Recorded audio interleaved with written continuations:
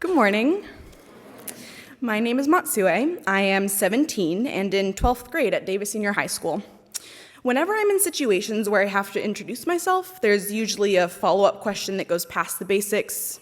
What's your favorite ice cream flavor? Mint chocolate chip, actually. What's your favorite color? Blue. Or the classic, what's a fun fact about you? Well, I'm Buddhist. Often the response after this very exciting fun fact is a barrage of, do you meditate? What about those orange robes? Don't you have to, shave your head? Do you sit in lotus pose and say, Om? And what do you even really do as a Buddhist?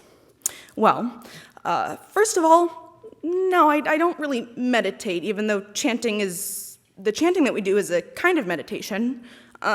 Secondly, those orange robes are a different sect of Buddhism. It's not us, we're Jodo Shinshu.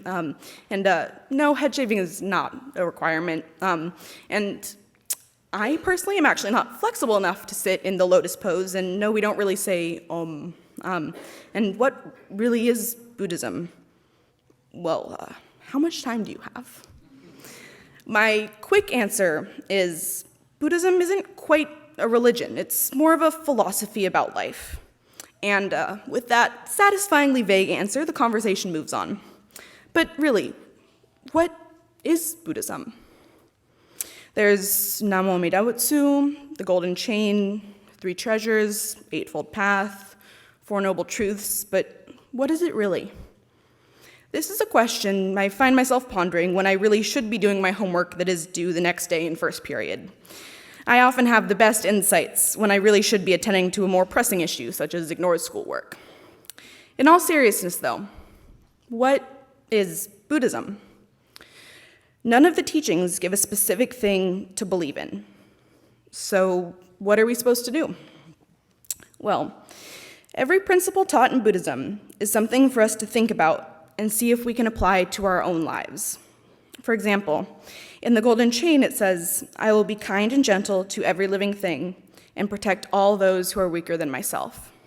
For me, I feel this principle applies most when I babysit. I am in a position of responsibility, looking after young children, keeping them fed, happy, and safe. Any nurturing behavior is a way of protecting those weaker than yourself. It doesn't mean physically weaker or anything like that. It is asking that you take care of those who may be having a bit of a rougher time, looking out for those who need it. It can be as simple as holding a door open for someone carrying a stack of books in the halls at school, or the classic trope of helping a little old lady cross the street. This part of the Golden Chain simply asks us to be compassionate towards others, however it plays out in your own life. So for each person, Buddhism means something different. It's a constant journey to discover yourself, questioning everything around you, and discovering what Buddhist principle makes sense for you. So no one can really answer the question of what Buddhism is for someone else. It's something unique for every single person. Each teaching is something that someone else figured out, saw that it worked for them, and shared, providing a starting point for us to find our own path. Past Buddhists are saying, well, this worked for me, why don't you try this out? We can take these ideas of kindness, gratitude, and empathy and see how they fit into our own unique circumstances. Together on the Dharma path, in the process of self-discovery, all you can really hope for is to make a happier life for yourself and for those around you. Please join me in Gassho. Having a question is the most important part of Buddhism. There are no fixed answers in Buddhism. Deepening the question is the path of the Dharma. Dr. Nobuo Haneda. Namo Amida Butsu. Namo Amida Butsu. Namo Amida Butsu. Namandas. Hi, my name is Jennifer Goy, and I am a junior at C.K. McClatchy High School. First, I would like to thank Reverend Matt and the church for allowing me to speak today. I have grown up in this church. I have sat in these pews, listened to all different kinds of Dharma messages. I'm involved with junior YBA and played church basketball until 6th grade. I participated in Dharma school, and I'm in Girl Scout Troop 569. When I was in elementary school, I took the Metapadma class led by the different reverends and senseis here at the church to learn about the different teachings of Jodo Shinshu Buddhism. One of the teachings that really stood out to me was the idea of impermanence. Impermanence is the idea that everything changes. For example, our teeth are impermanent. When we are 5, 6, and 7, our baby teeth fall out. When we are in our late teens or early 20s, we get our wisdom teeth taken out. And eventually, we may need implants or dentures. Impermanence also implies to things we really don't want to change, like maybe it's your friends, or where you live, or what school you go to, or how good your sports team is currently doing. I know my Sacramento Kings can be doing really well the first half, but the third quarter comes and their shots aren't falling, defense isn't up, Corey Joseph is dribbling too much. But the biggest impermanence in my life right now is my Christmas morning dinner.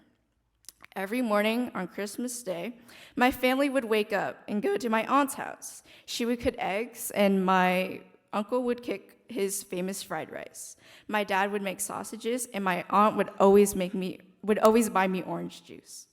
However, a couple years ago, she passed away after a hard and passionate battle against pancreatic cancer. This year, my cousin has to work on Christmas Day, and we are not able to have the Christmas breakfast I've been having ever since my first Christmas. Although this is sad, I remember the idea of impermanence. Nothing lasts forever. But this year, we are having a Christmas Eve dinner, which tells me just because something ends doesn't mean we can't begin with something new. And while this Christmas Eve dinner may be something that is a tradition or a one-time thing, it still won't last forever. And that's okay. Buddhism teaches us nothing lasts forever, and we should therefore be grateful for the family and time we are able to enjoy. Impermanence doesn't change just the good things. Our sadness or troubles or anger or ignorance won't last forever either. The Sacramento Kings may be having a rough quarter, but they can also come back from a 22 deficit and win. So you never know. And again, my Christmas morning breakfast may not happen this year, but I have a Christmas Eve dinner to look forward to. And one of the biggest impermanence we will all face soon is the end of this decade, for better or for worse. A decade ago, in 2009, I was just 6, just started first grade. Now I'm 16, a junior in high school. My friends have changed, my teachers have changed. A decade from now, where will I be? Where will you all be? This question can only be answered with time. And while I turn each year older and learn from the different people involved with my life, I remind myself to be grateful for the lessons I have been able to receive from these different teachers. I remind myself to be grateful for these lessons. My peers and teachers will change, but I appreciate the knowledge that they are able to pass on to me while they are still here. Impermanence teaches us gratitude for what is here and now because it may be gone later. And our sadness is not forever. Things will get better.